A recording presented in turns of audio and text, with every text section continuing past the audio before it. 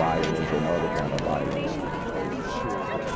Get away! I could be at work, at school, in my car, and I can still get shot by the police. But I can get shot anywhere. So it is what it is.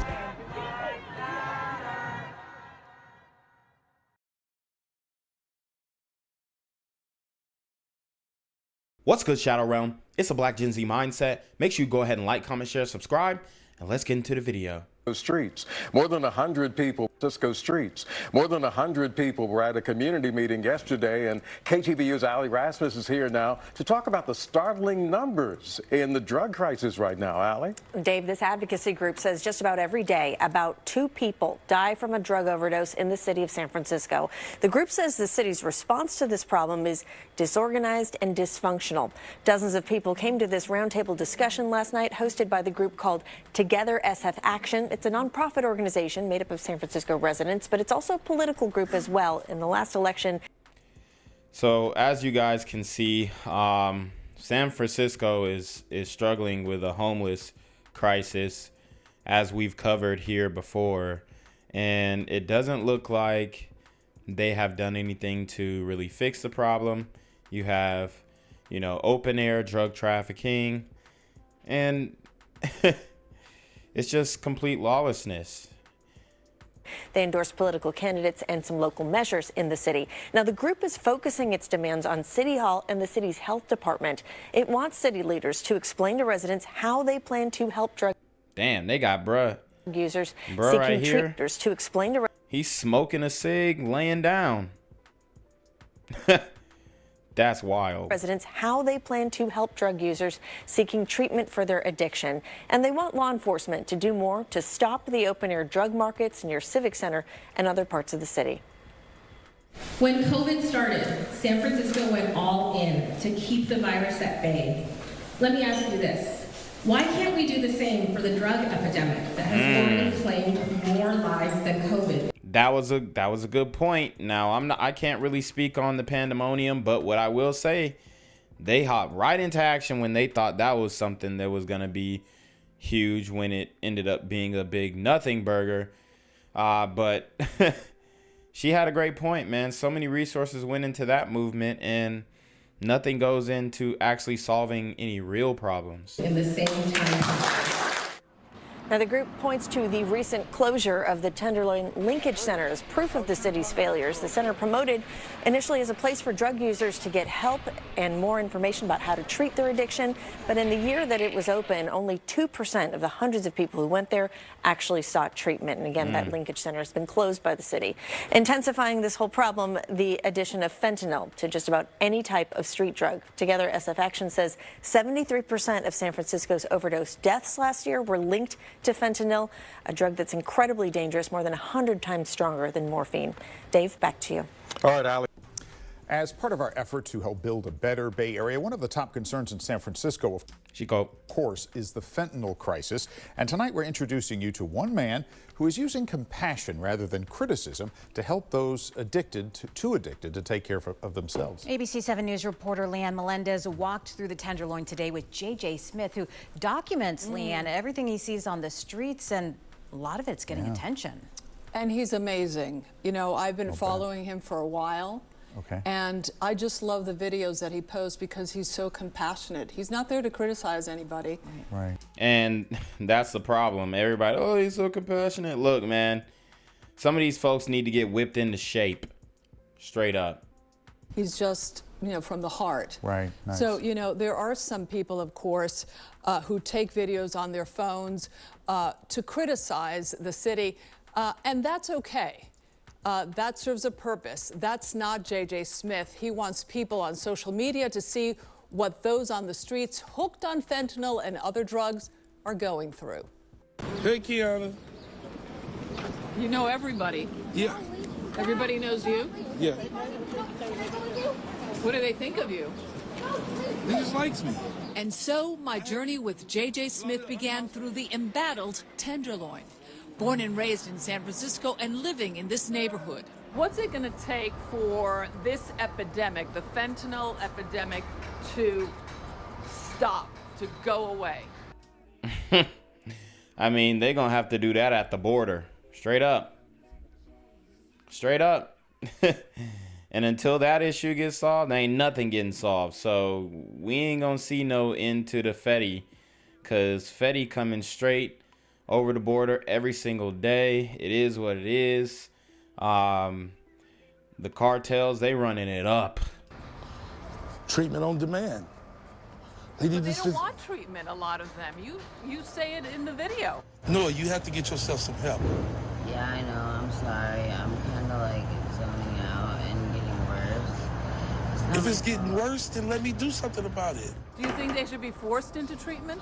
No, I don't think nobody should be forced to get drug treatment, but you don't give. Man, either forcing a drug treatment or forced off the streets. It's either one. Up on a person because they say no to it. You just still ask them the next day, and then the next day. For J.J. Smith, those next days often turn into weeks and months.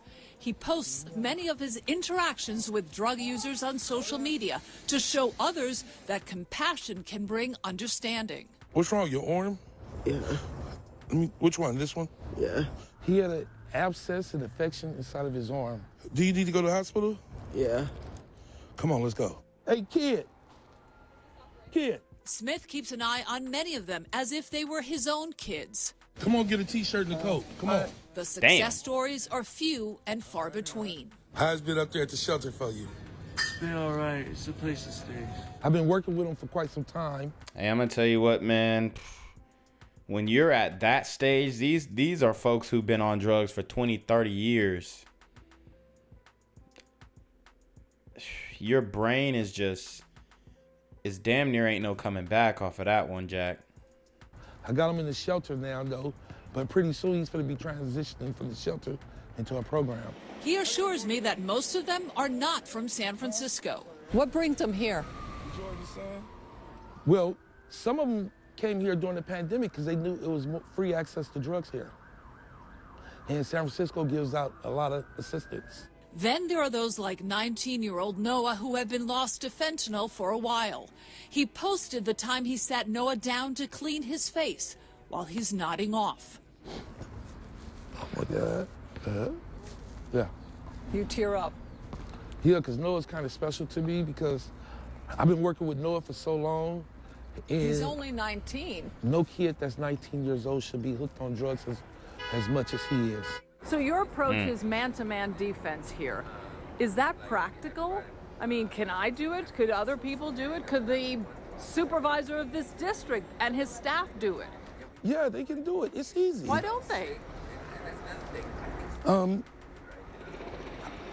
They feel as though this is a containment zone. Let's keep everything here as it is. They just don't care. Wow. You know, I think he's right. They are, for the most part, concentrated in one area. And if you live in another neighborhood, say, they are out of sight and out of mind, and they are the city's problem, not ours. And let me tell you, of the four young men you saw there, only one is from San Francisco. Really? I'm talking about Kentucky, Idaho. Wow.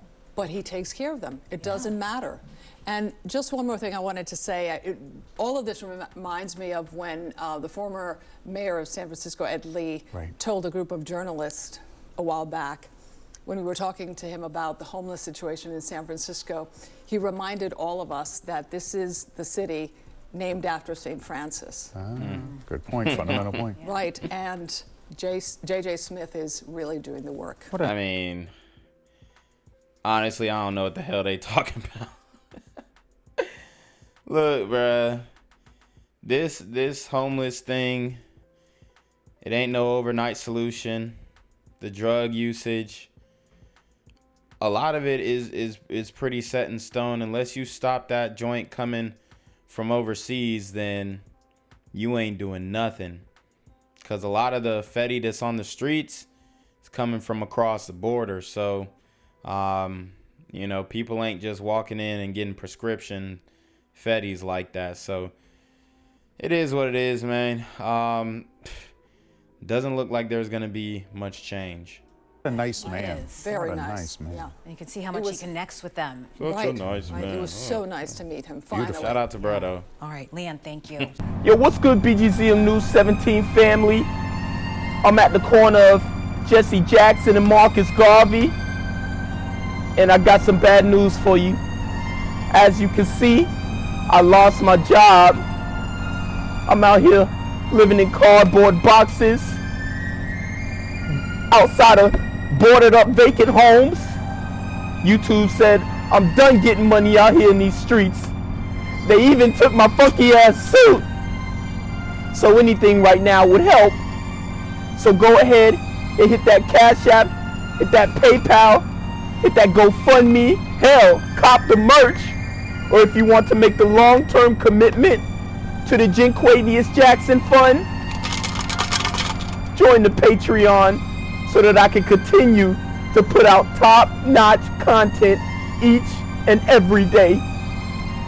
Also, check out the Rumble, where there is absolutely no censorship.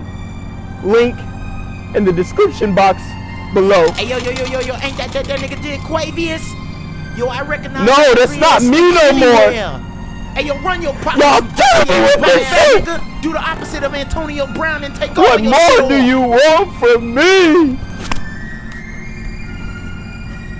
So why did this man walk into a San Francisco synagogue and fire a gun in front of that crowd of people? They were blanks, but still, the FBI is looking for him now. We have some stills from a security camera. That video was taken from inside of the synagogue last night. Now, this happened around 7:20 at the Schneerson Center in the outer Richmond. The man walked into this room where people were gathered at the table. He held up a gun and started firing. Dang. One person got up to try and get him to leave, and thankfully nobody got hurt. Police say the day before, a man brandished a gun inside of the Balboa Theater just 10 blocks away. They think it could be the same guy. A worker there told the cops the man was looking at merchandise and talking to employees when he pulled out a gun but didn't fire. No one was hurt there either. The FBI released these two pictures of the suspect, pictures from the synagogue incident. Wow, I mean, could this be one of the crazy homeless dudes? Because my thing is, why are you pulling up to the synagogue and shooting blanks? If he was really trying to do damage, he would have had that thing cocked and loaded. But I don't know, very weird situation.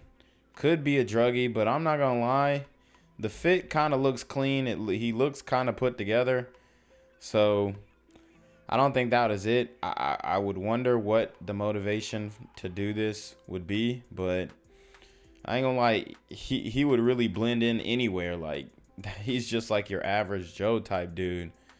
And for him to be this bold and just pull up and shooting blanks, I don't know. It seems very weird. And on the left, in the Balboa Theater incident on the right, it looks like he's wearing the same outfit in both photos. The FBI is asking for tips to track him down. The Progressive Zionists of California is calling for the incident to be investigated as a hate crime.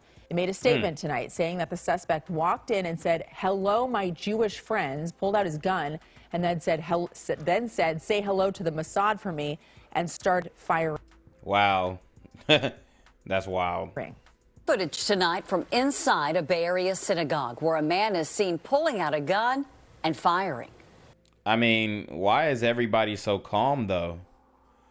That's my thing. Could this have been some type of staged event? I mean, I wouldn't want to put that on the the Jewish community here, but I don't know. It's just like when he started firing, nobody moved. Like, they just kept on with their conversation. The only one who got up is this guy. I find that very weird. Like, if somebody started busting shots, bro, I'm throwing tables, chairs, I'm gone. In my mind, what was this guy's goal? To terrorize people. Tonight, the FBI is releasing a photo in hopes of finding that suspect. Good evening, everyone. I'm Heather Holmes. And I'm Greg Lee. This scary incident happened last night just before 7:30 at Schneerson Center, a synagogue in San Francisco's Richmond district. And officials believe the suspect is also tied to another incident a day earlier. Surveillance video from inside the Schneerson Center in San Francisco Wednesday night shows a group of people sitting at a table for a class and celebration following prayer services. Then a man walks into the synagogue, says a few words as the group invites him to join them. Then he pulls out a gun and begins firing across the room. The room is left stunned. Then he walks out. And the people are in so much shock. Like, half of them didn't realize what was happening. They hear noises. A few of them duck. They didn't even get out of their seats before this is all over. Alon Hunukov is vice president of the synagogue that serves mostly Russian-speaking Jews at 26th and Balboa Street. He had left the synagogue just before the shooting and only found out about it the next morning when someone showed him the casings. He said no one called police until the morning because they feared the man would be let go and come back to cause more harm. Now he's upset. So nobody called the police because they thought he'd be instantly released. I mean, I guess that could be something. I don't know. This is a really weird situation. I'll definitely stay up to date on this one and see if the guy ever gets caught. But I mean, this is just random. But maybe he is one of these guys who's tweaking homeless and whatnot. He could be. At us for putting him in jail. He goes and he starts smashing the synagogue, right? Where he goes and gets something worse. So that was the reason no one reported it. SFPD tells KTVU there were no reports of injury or property damage, and they are investigating the casings as possible blanks. The FBI now involved, releasing these photos of the suspect. Honukov says the man said something in Russian. That makes him believe this was an anti-Semitic attack. The fact that he brought the Mossad in and thought that he would, by shooting up this place and doing terrorizing these Jewish elderly people and this family synagogue community center, that he's somehow hurting the Mossad, hurting the state of Israel. The small synagogue is now looking for ways to afford hiring a security guard and is asking for additional police patrol. Despite the terrifying incident, Honukov says it will not stop the synagogue from welcoming anyone to pray and be part of their community. The idea is we want to bring light. We want to improve this world. We want to bring light to the world. And we're not going to stop it just because this wicked man wants us to stop. San Francisco police said the suspect's description is similar to an incident on Tuesday. That's when a man walked into a theater on the 3600 block of Balboa Street and pulled out a gun while speaking with an employee. He then left the theater. If you have any information about these cases, contact SFPD. Gang violence and other kind of violence.